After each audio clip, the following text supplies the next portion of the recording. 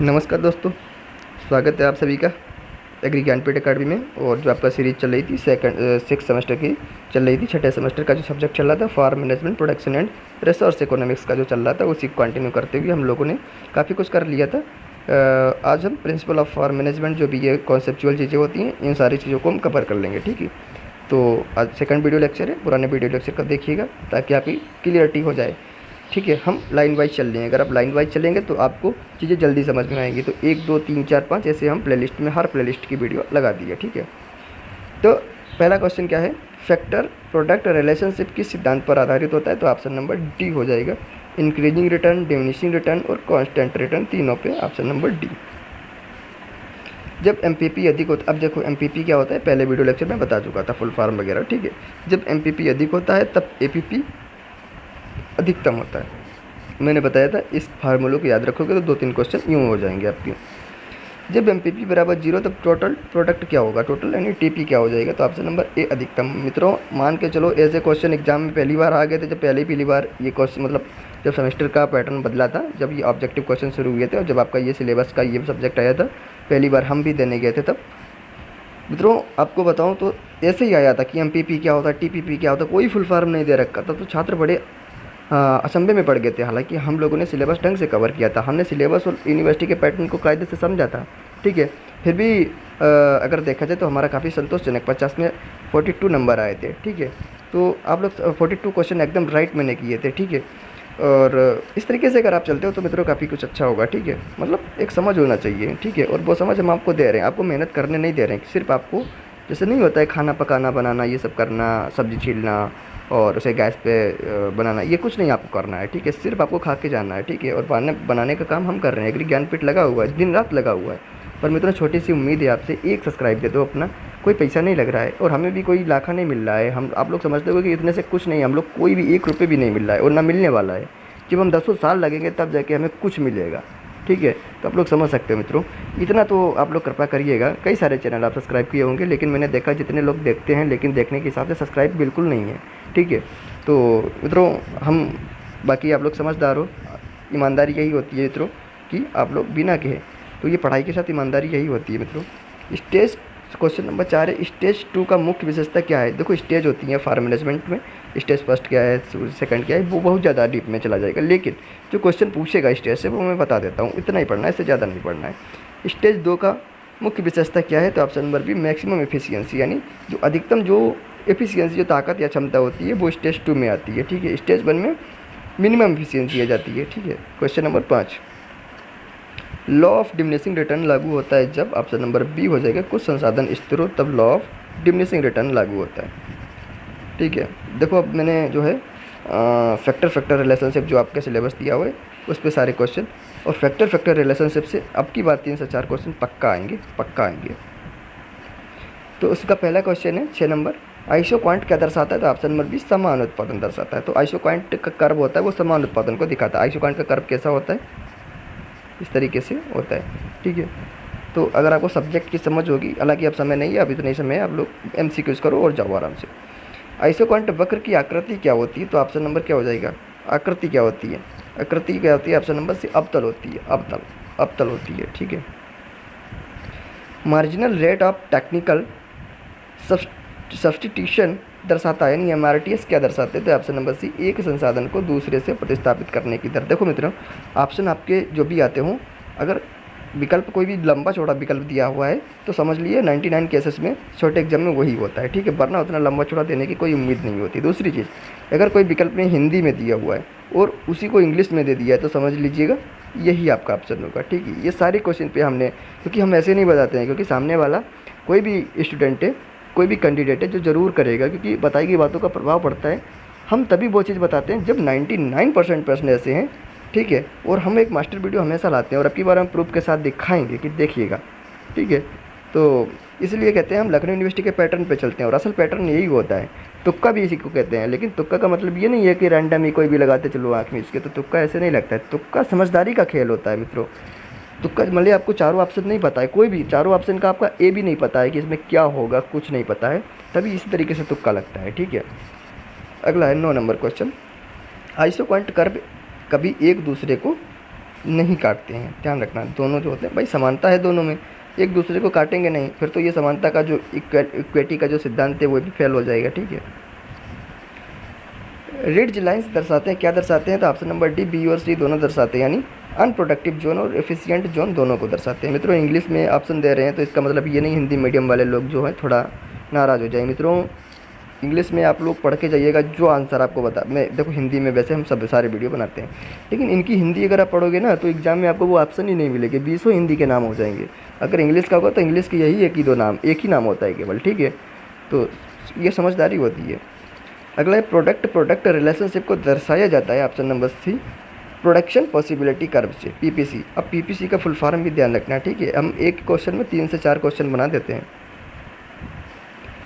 अगर दो उत्पाद ज्वाइंट प्रोडक्ट है तो पीपीसी कैसे होगा? तो ऑप्शन नंबर ए, पीपीसी सीधा होगा। ऐसे ही क्वेश्चन पूछे थे, सारे लोग कंफ्यूज हो गए थे कि ये क्वेश्चन कहाँ से आ गया। कॉम्पिटेटिव प्रोडक्ट्स में वृद्धि दर्शाता है, तो ऑप्शन नंबर ए हो जाएगा, सब्स्टिट्यूट रिलेशन को दर्शाता है, ठीक है। कम्प्लीमेंट्री प्रोडक्ट के उदाहरण क्या होते हैं? ऑप्शन नंबर डी, गन्ना जैविक खाद। तो ये कम्प्लीमेंट्री प्रोडक्ट के उदाहरण, यानी एक ऑर्गेनिक कोई भी खाद ले लो, उसके साथ में आप गन्ना यानी कोई नकदी फसल ले लो, ये कम्प्लीमेंट्री प्रोडक्ट हो जाएगा, ठीक है। यदि दो प्रोडक्ट एक दूसरे को प्रतिकूल रूप से प्रभावित करते तो उन्हें क्या कहते हैं? ऑप्शन नंबर सी हो जाएगा, कम्पिटेटिव प्रोडक्ट हो जाएगा, कम्पिटेटिव प्रोडक्ट। अगला question, law of equal marginal return का अर्थ होता है, ऑप्शन नंबर बी, सीमांत लाभ सभी निवेशों पर बराबर होता है। Law of equi marginal returns का उपयोग होता है, ऑप्शन नंबर बी, संसाधन आवंटन में, यानी रिसोर्स होता है उनका आवंटन यानी वितरण में। इक्वी मार्जिनल प्रिंसिपल का दूसरा नाम क्या है? तो ऑप्शन नंबर बी यही होता है हमारा, लॉ ऑफ सब्स्टिट्यूशन। तो लॉ ऑफ सब्स्टिट्यूशन का संबंध कहीं से इक्वी मार्जिनल, देखो लॉ ऑफ सब्स्टिट्यूशन से कोई भी क्वेश्चन पूछेगा वहाँ पे इक्वी मार्जिनल जरूर लिखा होगा, आप लोग देखना प्रीवियस ईयर पेपर देखना, उसमें भी यही लिखा होगा। तो इसकी यही शानदार ट्रिक है, जहाँ पे आपको इक्वी मार्जिनल दिया हो, ये इसका दूसरा नाम तो है ही, लेकिन मित्रों ऑप्शन में इसी तरीके से देता है, इक्वी मार्जिनल जहाँ पे आ जाए वहाँ पे लॉ ऑफ सब्स्टिट्यूशन जरूर होगा, ठीक है। मित्रों 1 से 2 बार वीडियो देखना, 3 बार देखना, तभी समझ में आएगा। और थोड़ा वीडियो मेरा वैसा आता है, मैं बिल्कुल हलवा नहीं देता हूँ चीज़ें, ठीक है। हलवा देखो हलवा दे मतलब मैं आपको ऐसे हलवा क्वेश्चन दे दूंगा जो आप बड़े खुश हो जाएंगे, लेकिन एग्जाम में जाके नाराज़ हो जाएंगे, ठीक है। तो हम यहाँ आपको नाराज़ होकर भेजते हैं, लेकिन एग्जाम में आते समय हम आपको खुश देखना चाहते हैं, ठीक है। तो ये मित्रों ध्यान रखना, ठीक है। 19 नंबर क्वेश्चन है, यदि MRP X कम है MRP Y से तो निवेश होना चाहिए, कैसा होना चाहिए निवेश? तो X में होना चाहिए। मतलब ये XY का फार्मूला दिया है, इसको छोड़ सकते हो क्वेश्चन को, ठीक है। इसको थोड़ा आपको समझाना पड़ेगा, ठीक है।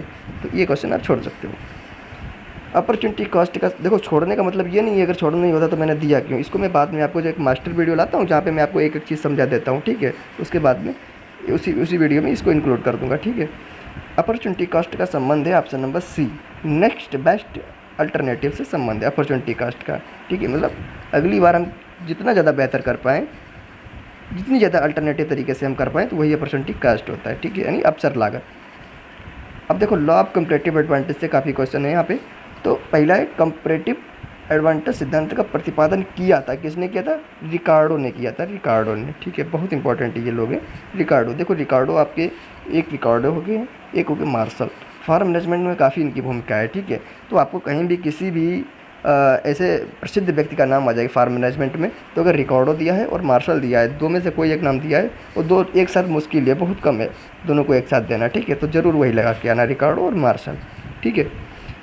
कंपैरेटिव एडवांटेज सिद्धांत उपयोगी होता है, ऑप्शन नंबर बी, अंतर्राष्ट्रीय व्यापार में उपयोगी होता है, 22 का option number B. Comparative advantage में लागत का मापन होता है, ऑप्शन नंबर बी हो जाएगा मित्रों, रिलेटिव टर्म्स में, ठीक है। अगला क्वेश्चन, अपॉर्चुनिटी कॉस्ट के साथ कंपैरेटिव एडवांटेज दर्शाता है, तो ऑप्शन नंबर बी हो जाएगा, विशेषज्ञता दर्शाता है। अगला क्वेश्चन, एक क्षेत्र विशेष फसल में कंपैरेटिव एडवांटेज रखता है यदि, ऑप्शन नंबर सी, लाभ अधिक हो, ठीक है। अगला है एक्सप्लिसिट कॉस्ट। एक्सप्लिसिट कॉस्ट वह लागत होती है जो, ऑप्शन नंबर बी, वास्तविक नकद भुगतान के रूप में हो, ठीक है। अगला क्वेश्चन है आपका, अपॉर्चुनिटी कॉस्ट का एक उदाहरण है, ऑप्शन नंबर बी हो जाएगा, खोई हुई नौकरी का वेतन, ये अपॉर्चुनिटी कॉस्ट हो जाएगा। फिक्स्ड कॉस्ट का एक उदाहरण क्या है? ऑप्शन नंबर सी हो जाएगा, भूमि कर यानी मृदा कर। वेरिएबल कॉस्ट में क्या सम्मिलित होता है? तो ऑप्शन नंबर बी, सीड। अगला क्वेश्चन है, टोटल कॉस्ट बराबर fixed cost plus variable cost. Average fixed cost AFC का गुण क्या होता है? ऑप्शन नंबर सी, घटता है। जो एवरेज फिक्स्ड कॉस्ट होता है वो लगातार क्या होता है? घटता जाता है। मार्जिनल कॉस्ट को दर्शाता है, ठीक है, तो ऑप्शन नंबर ए, लाभ लागत का अंतर को दर्शाता है मार्जिनल कॉस्ट। जब एमसी एसी से कम हो तो एसी का व्यवहार कैसा होता है? ऑप्शन नंबर बी, घटता है। Very very important, very very. Break even point पर क्या होता है? तो ऑप्शन नंबर बी, लागत आय बराबर होती है ब्रेक इवन पॉइंट पे, ठीक है। एक ऐसा पॉइंट है, कौन सा? लागत और आय बराबर होती है, जहाँ पर वो ब्रेक इवन पॉइंट होता है। टोटल रेवेन्यू से जब टोटल कॉस्ट घटा देते हैं तब क्या आ जाता है? तो लॉस होता है। टोटल रेवेन्यू से टोटल कॉस्ट घटाने पे हमेशा लॉस ही होता है, ठीक है। अगला आपका कॉस्ट आउटपुट रिलेशनशिप से कुछ क्वेश्चन है। तो लॉन्ग रन में सभी लागतें कैसी होती हैं? तो परिवर्तनीय होती हैं लॉन्ग रन में, ठीक है भाई। लॉन्ग रन में आप कोई भी लागत लगाए हो तो उसको परिवर्तन कर सकते हो, ठीक है। अगर शॉर्ट के लिए लगाए हो तो आप परिवर्तन नहीं कर सकते हो, बड़ी मुश्किल होता है, तो वो अपरिवर्तनीय हो जाएगा। कॉस्ट कर्व यू आकार का होता है क्योंकि ऑप्शन नंबर सी, लागत पहले घटती है और फिर बढ़ती है, ये हमारा कॉस्ट कर्व होता है। कॉस्ट में वृद्धि का मुख्य कारण क्या होता है? Option number C, diminishing marginal returns हो जाएगा। यदि आउटपुट बढ़ता है और फिक्स्ड कॉस्ट वही रहती है तो एएफसी क्या हो जाएगा? ऑप्शन नंबर बी, घटता है। एवरेज वेरिएबल कॉस्ट कर्व का स्वरूप कैसा होता है? तो ऑप्शन नंबर ए, यू आकार का होता है। फार्म प्लानिंग में सबसे पहला कदम क्या होता है? तो ऑप्शन नंबर सी, समस्या की पहचान, ये तो बता ही चुका था। डिसीजन मेकिंग प्रक्रिया में कौन सा सिद्धांत मुख्य है? तो option number D, equimarginal return, बहुत इंपॉर्टेंट है। कहीं पर भी इक्यू मार्जिनल रिटर्न दिख जाए तो वही होगा। तो आपके दिमाग में ऐसी चीज़ें बस चलती होंगी, आपके जो सबकॉन्शियस माइंड है उसमें आपको दिख रहा होगा कि इक्यू मार्जिनल रिटर्न करके ऐसे कुछ बताया था, तो यही विकल्प सही हो जाएगा, क्योंकि यही आपका सिलेबस है। यही सिलेबस आपको पता होगा तो क्वेश्चन हो जाएंगे, ठीक है भाई। मार्जिनल यूटिलिटी तो आपको पता होगा, मार्जिनल यूटिलिटी डिसीजन मेकिंग से संबंध नहीं होगी, ठीक है। तो इक्यू मार्जिनल कॉस्ट, इक्यू मार्जिनल रिटर्न आपके सिलेबस में बहुत ज़्यादा दिया होगा। जो सिलेबस में बहुत ज़्यादा दिया होता है, ऑप्शन आपको आँख मीच के मारना है, वही होगा, ठीक है। हालांकि अल्टीमेट सत्य नहीं हो सकता है मित्रों, लेकिन जो आप लगाओगे उससे ज़्यादा बेटर रहेगा। जो आप तुक्के लगाओगे, मान लीजिए आपने मार्जिनलिटी से लगा दिया तो इससे बेटर रहेगा। बजटिंग एक उपकरण है, तो ऑप्शन नंबर सी हो जाएगा, योजना का। तो बजटिंग योजना में ही करते हैं ना। फार्म बजट में जो शामिल नहीं होता है तो प्राइस कंट्रोल नहीं। भाई प्राइस का कंट्रोल कैसे कर लोगे फार्म बजट में? पता चला आप 500 स्क्वायर फुट का प्लाट बनाए हो, ठीक है, बजट फार्म बनाए हो, और आपने 5,000 रुपये पहले से सोच लिया इसमें लगेंगे, या 10,000 रुपये सोच लिया कि लगेंगे। पता चले उसमें कुछ ऐसी समस्या होंगी जो 2,000 और बढ़ के 12,000 लगे, तो पहले से प्राइस को कंट्रोल नहीं कर सकते मित्रों। अगले, इंटरप्राइज बजटिंग का उद्देश्य क्या होता है? तो ऑप्शन नंबर बी, प्रति गतिविधि विश्लेषण हो जाता है। अगला क्वेश्चन, फार्म बिजनेस एनालिसिस में कौन सा प्रमुख घटक नहीं है? तो option number D, market monopoly नहीं है। अगला क्वेश्चन, रिस्क मैनेजमेंट में सबसे अच्छा उपाय क्या होता है? तो ऑप्शन नंबर बी, फसल बीमा, फसल बीमा। डिसीजन मेकिंग में कौन सा टूल उपयोगी नहीं है? Option number C, random guess. Record keeping के लाभ में नहीं आता है, ऑप्शन नंबर सी, समय की बर्बादी नहीं आती है 49 का, option number C. Gross income बराबर क्या होता है? तो ऑप्शन नंबर बी, आउटपुट की गुणा जब प्राइस से कर देते हैं तो वो ग्रॉस इनकम हो जाएगा।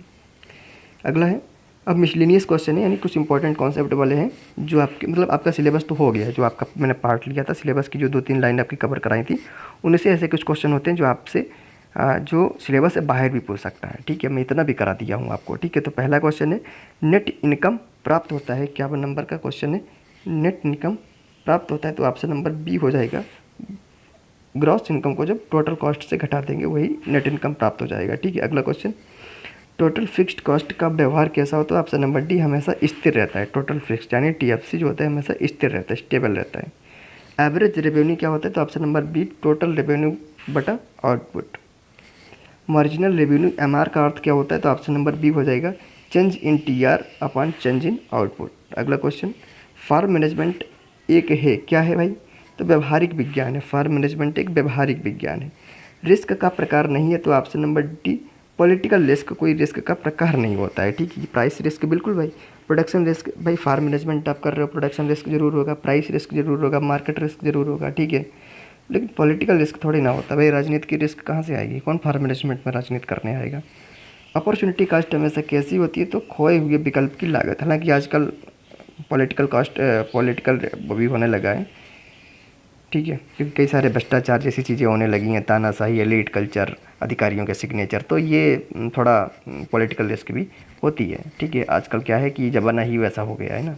58 नंबर क्वेश्चन है, ब्रेक इवन आउटपुट क्या होता है? तो ऑप्शन नंबर बी हो जाएगा, फिक्स्ड कॉस्ट सेलिंग प्राइस को जब वेरिएबल कॉस्ट से घटा के फिक्स कॉस्ट से भाग दे देंगे तब हमारा ब्रेक इवन आउटपुट निकल आएगा। लीस्ट कॉस्ट कम्बिनेशन का संबंध किससे होता है? तो न्यूनतम लागत से दिए गए उत्पादन से होता है। अगला question number 60, marginal rate of substitution और MRTC का उपयोग होता है। ऑप्शन नंबर सी हो जाएगा रिसोर्स सब्सटीट्यूशन में, रिसोर्स सब्सटीट्यूशन में। तो मित्रों ये एक सब्जेक्ट भी थोड़ा टफ पड़ता है, ठीक है। आइसो कॉस्ट लाइन को क्या कहते हैं? तो option number B budget line कहते हैं। तो बजट लाइन का दूसरा नाम क्या है? Isocost line. Farm output का निर्धारण होता है option number C resource combination से होता है, रिसोर्स कम्बिनेशन से होता है। आइसो क्वांट और आइसो कॉस्ट के संपर्क बिंदु पर option number C optimal combination प्राप्त होता है। अगला question, long run cost curves होते हैं, कैसे होते हैं? Option number A short run का लिफाफा होते हैं, ठीक है। Average revenue curve option number सी प्राइस लाइन होता है, ठीक है। अगला क्वेश्चन, प्रॉफिट मैक्सिमाइजेशन तब होता है जब ऑप्शन नंबर ए MR बराबर MC के, ठीक है। इकोनॉमिक्स ऑफ स्केल क्या होता है? तो ऑप्शन नंबर बी हो जाएगा लॉन्ग रन में, लॉन्ग रन में इकोनॉमिक्स ऑफ स्केल होता है। अगला है डिसकॉन्सोमियस ऑफ स्केल के कारण ऑप्शन नंबर बी लागत बढ़ती है, लागत बढ़ती है option number B. Farm manager के कार्य में शामिल कौन सा नहीं है? ऑप्शन नंबर सी भूमि सर्वेक्षण शामिल नहीं है। आखिरी क्वेश्चन है बेस्ट फार्म प्लान का अर्थ क्या है? ऑप्शन नंबर सी उपलब्ध संसाधनों से अधिकतम लाभ। तो मित्रों ये आपके 70 नंबर क्वेश्चन तक हो चुके हैं और आप हमारे टेलीग्राम चैनल से जुड़ने के लिए डिस्क्रिप्शन में दिए गए लिंक पे आप क्लिक करें, वहाँ से आपको टेलीग्राम पे जोड़ दिया जाएगा। जो भी क्वेश्चन होते हैं वहाँ पे डाल दिए जाते हैं और सेमेस्टर से संबंधित सारी अपडेट आपको मिलती रहती है और आप अपना फीडबैक वगैरह हमको पर्सनल दे सकते हैं। सारे आपके डाउट हम लोग यहीं पे क्लियर कर देते हैं। फिर मिलता हूँ तीसरे वीडियो लेक्चर के साथ फार्म मैनेजमेंट के लिए। तब तक के लिए नमस्कार, टेक केयर, बाय बाय।